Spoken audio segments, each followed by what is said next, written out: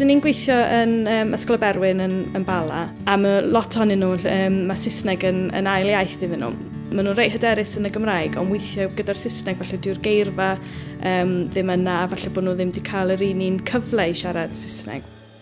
Felly trwy dod o'r cymydiwyr i fewn, maen nhw'n gweithio ar eu llefaredd Saesneg, a mae yna cyfle a pwrpas i ehangu geirfa, i ymarfer, i cael profiadau newydd.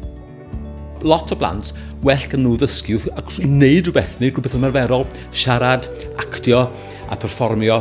Ac wrth gwrs, dyna be mae'r prosiect yma yn galluogi ni'n wneud wrth cael ymarferwyr fewn o tu allan a wneud gwaith ymarferol gyda'r plant.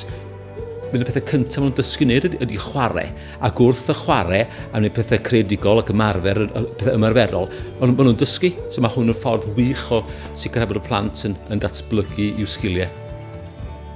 It's been really fun because already, even at this early stage, we've been so surprised by some of the responses that we're getting. We've already had to kind of change our way of thinking and change our way of planning, and they are already surprising us with terms and things that we've never heard of. So we are learning to be cool young people again, which is great.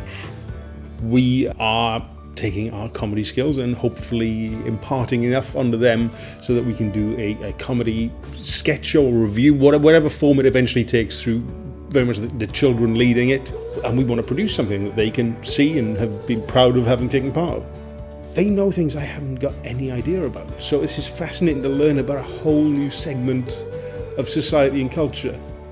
Fo'n onest, dwi'n teimlo bod ni yn union lle dylsen ni fod ar hyn o bryd. A dwi'n meddwl mae yna lot o arbenigedd o fewn y tîm, a mae pawb yn gwerthfawrogi yr arbenigedd yna. Felly dwi'n meddwl dwi'n reit hyderus bod fi pasio pethau ymlaen i'r cam nesaf, yn union lle dylsen pethau fod ar hyn o bryd.